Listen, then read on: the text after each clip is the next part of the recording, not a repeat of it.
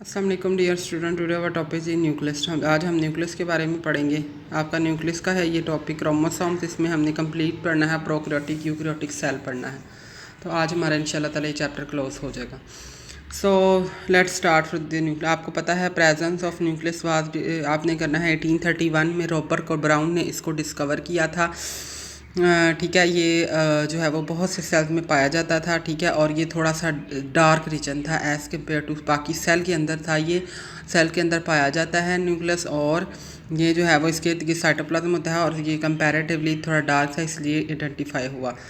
इसमें तमाम लाइफ की एक्टिविटीज़ को ये कंट्रोल करता है। एनिमल में सेल में ये दरमियान में होगा, और जो प्लांट सेल है जैसे कि आपको पता है उसमें दरमियान में बड़ा कॉन्ट्रैक्टाइल वैक्यूल होता है। उसकी वजह से ये परीफरी यानी बाउंड्री की तरफ, सेल मेम्ब्रेन की तरफ जो है वो की तरफ साइड पे चला जाता है। ठीक है, अब आपने इसकी पोजीशन याद करनी है कि एनिमल में सेल में किस तरह से होती है और प्लांट में किस तरह से होती है। ठीक है, इसकी इर्रेगुलर शेप भी हो सकती है और स्फेरिकल शेप भी हो सकती है। ठीक है, आमतौर पर सेल्स में एक न्यूक्लियस पाया जाता है और उसको मोनोन्यूक्लिएट कहते हैं। ठीक है, अगर एक से ज़्यादा पाया जाए तो उसको बाई कहेंगे। ठीक है, और अगर ज़्यादा दो से ज़्यादा पाया जाए तो उसको मल्टी कहेंगे। मल्टी का मतलब मैनी होता है, बाई का मतलब टू होता है।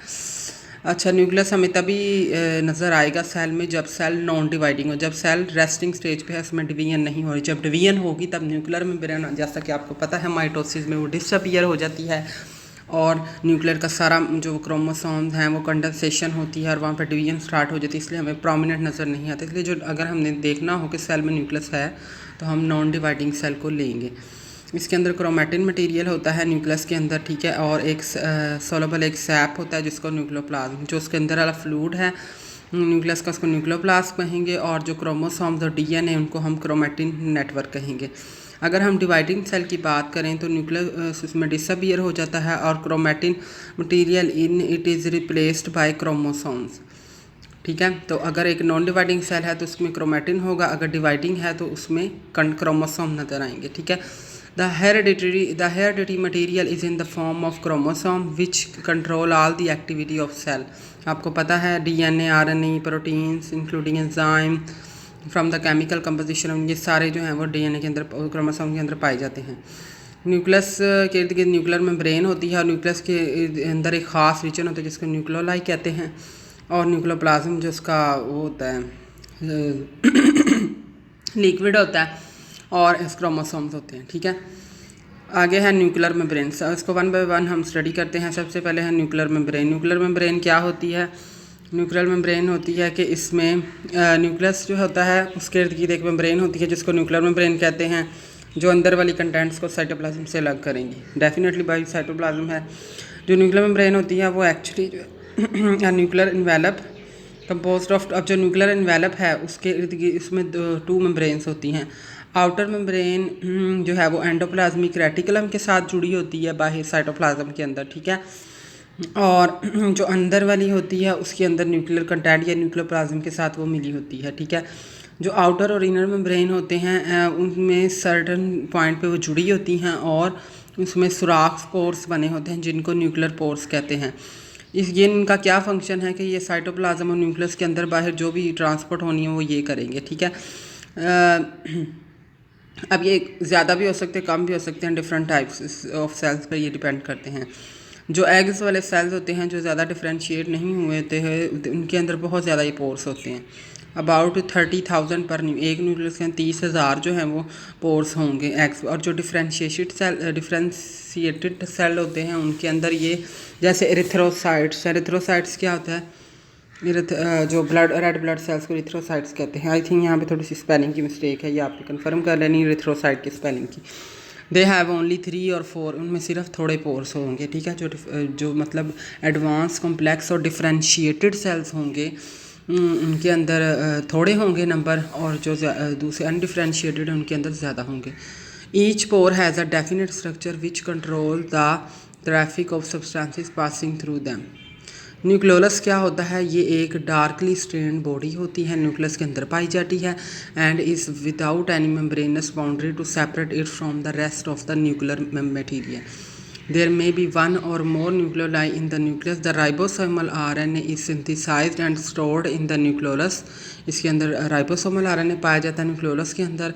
उसके अंदर 2 रीजन होते हैं। आपका पेरिफेरल ग्रैनुलर एरिया होता है कंपोज्ड ऑफ प्रिकर्सर ऑफ, जिसके अंदर प्रिकर्सर यानी डेरिवेटिव जो जिससे माखूज हो कोई चीज़, तो इसमें ग्रैन्युलर होता है जिसमें फ्यूचर के राइबोसोम्स बनने हैं।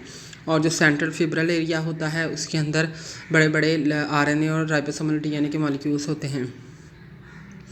ये न्यूक्लियोलस ही है जिसके अंदर राइबोसोम असेंबल होते हैं and then exported to the cytoplasm by nuclear pores.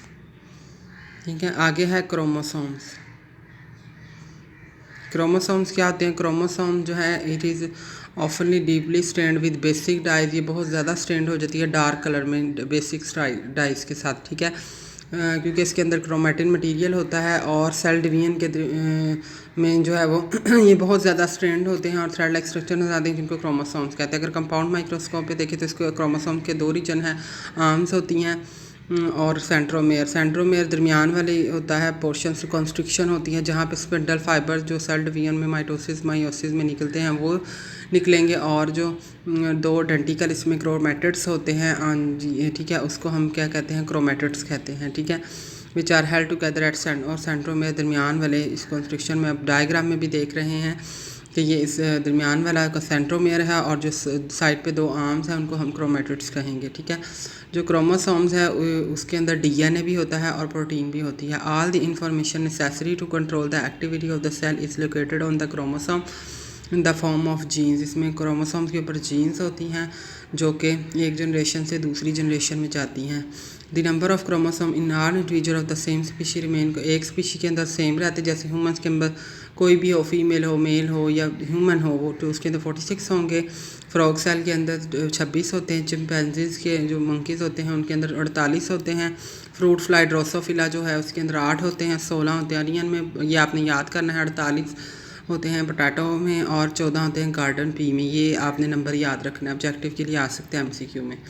अच्छा, the number of chromosome in normal body cell is diploid, ये नॉर्मली डिप्लॉयड होते हैं। Whereas haploid chromosome number is present in germ cell जिन्होंने divide होता है। आपको पता है 46 क्रोमोसोम यानी 23 पेयर्स होते हैं जिसमें 22 ऑटोसोमल होते हैं और 1 सेक्स पेयर होता है।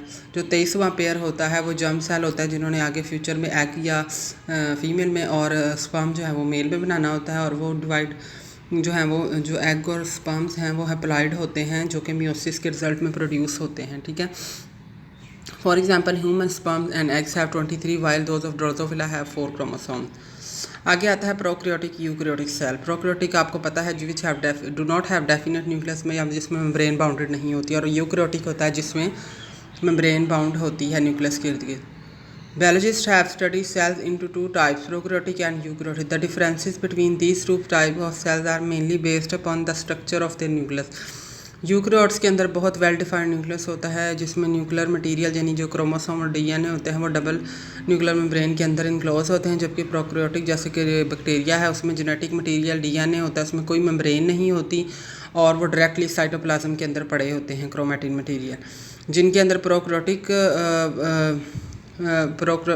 ऑर्गेनिज्म पोजेसिंग प्रोकैरियोटिक, जिसके अंदर प्रोकैरियोटिक सेल्स होंगे प्रोकैरियोट्स हैं, जिसके अंदर यूकैरियोटिक सेल हैं वो यूकैरियोट्स होंगे। ठीक है, प्रोकैरियोट्स में जैसे कि बैक्टीरिया, ब्लू ग्रीन एल्गी यानी साइनोबैक्टीरिया आते हैं, और जो यूकैरियोट्स हैं उनमें unicellular multicellular organism, animals, plants, fungi, protist, advanced organisms आते हैं। अगर आप इसकी डायग्राम देखें नीचे तो आपको जो है वो जनरलाइज एक नीचे प्रोकैरियोटिक सेल शो किया गया है। इसके इर्द गिर्द आप देखें कोई मेम्ब्रेन नज़र आ रही है आपको, न्यूक्लियस के इर्द गिर्द कोई मेम्ब्रेन नहीं है और डायरेक्टली दरमियान में वो पड़ा हुआ है न्यूक्लियर मटेरियल, क्रोमैटिन मटेरियल। मिसाल के तौर पे माइटोकॉन्ड्रिया, एंडोप्लाज्मिक रेटिकुलम, प्लेडोप्लास्ट, गोल्जी ब्रेसस आर एब्सेंट, और ये भी एब्सेंट। अब आपने ये एक पॉइंट से एक फ़र्क बना के ना अपना 7 बुक के पेस्ट कर लें, छोटा सा एक पेज कट करें। ठीक है, उसके ऊपर आप प्रोकैरियोट्स और यूकैरियोट्स का डिफरेंस लिखें, काफ़ी ज़्यादा आपके इसमें पॉइंट्स बन जाएंगे। ठीक है, एक तो इसमें दूसरा पॉइंट है कि एक डेफिनेशन होगी और दूसरा पॉइंट है कि इसमें ये वाले, इसके अलावा भी आपने देख लेना अगर कोई जो एग्जांपल्स भी लिखनी है। ठीक है, और कौन से ऑर्गेनिज्म, ये वाले सारे इंपॉर्टेंट जो ऑर्गेनिज्म हैं ये एब्सेंट होते हैं प्रोकैरियोट्स में, जबकि यूकैरियोट्स में ये सारे ऑर्गेनिज्म प्रेजेंट होते हैं। Since there is no nuclear membrane, a prokaryotic cell has no distinct nucleus and its DNA molecules directly suspended in cytoplasm. जो प्रोकैरियोट्स होते हैं उनके अंदर स्मॉल साइज राइबोसोम्स होते हैं जिनको 70S कहते हैं, जबकि यूकैरियोट में 80S होंगे। ठीक है, एक ये फ़र्क हो गया। प्रोकैरियोट्स में जो है माइटोसिस नहीं होती, बल्कि cell binary fission, simple cell binary fission यानी दो हिस्सों में डिवाइड होता है, फिर उनका न्यूक्लियस भी डिवाइड हो जाता है, अलग अलग हो जाती है, यानी क्रोमैटिन मटीरियल उनका अलग अलग हो जाता है, दोनों में चला जाता है। Because of their simple structure, it was widely accepted for a long time that prokaryotic cell represent a more primitive stage of the evolution than eukaryote। तो इसलिए एवोल्यूशन के लिहाज से ये प्रिमिटिव भी हैं, यानी पुराने हैं। द मोस्ट डिस्टिंक्टिव यानी जो सबसे अहम फीचर है प्रोकैरियोट वो है cell is it cell wall compose of, इसमें पॉलीसेकेराइड चेन्स होती हैं जो कि कोवलेंटेड बॉन्डेड होती हैं छोटी अमाइनो एसिड के चेन्स के साथ, और पेप्टाइडोग्लाइकन और म्यूरेन बनाती हैं। तो प्रोकैरियोटिक सेल की जो सेल वॉल होती है वो किसकी बनी होती है? म्यूरेन या पेप्टाइडोग्लाइकन की। जो तमाम पूरी की पूरी सेल वॉल होती है वो एक ह्यूज मॉलिक्यूल होता है या मोलेकुलर कम्प्लेक्स होता है जिसको सेकुलस कहते हैं, ठीक है। The entire cell wall is often regarded as a cell single huge molecule और molecular complex called sacculus. The cell wall of the plant is generally made up of cellulose, और जो है वो and is differentially structure than that of the bacterium, तो ज़्यादा advance होती है। तो प्लांट्स जो हैं वो यूकैरियोट्स में आते हैं, उनकी इससे सेलुलोज से बनी होती है, जबकि बैक्टीरिया जो कि प्रोकैरियोट्स है उसकी पेप्टाइडोग्लाइकन या म्यूरेन की बनी होती है, ठीक है। नेक्स्ट है ये एक्सरसाइज, इसमें फिल इन द ब्लैंक्स हैं, ट्रू फॉल्स हैं, शॉर्ट क्वेश्चन हैं, एक्सटेंसिव क्वेश्चन है, ठीक है। ये आपने एक्सरसाइज आपका होमवर्क है, घर बैठ के करें इसको। एक्सरसाइज को कल हम न्यू अपना चैप्टर स्टार्ट करेंगे, ठीक है।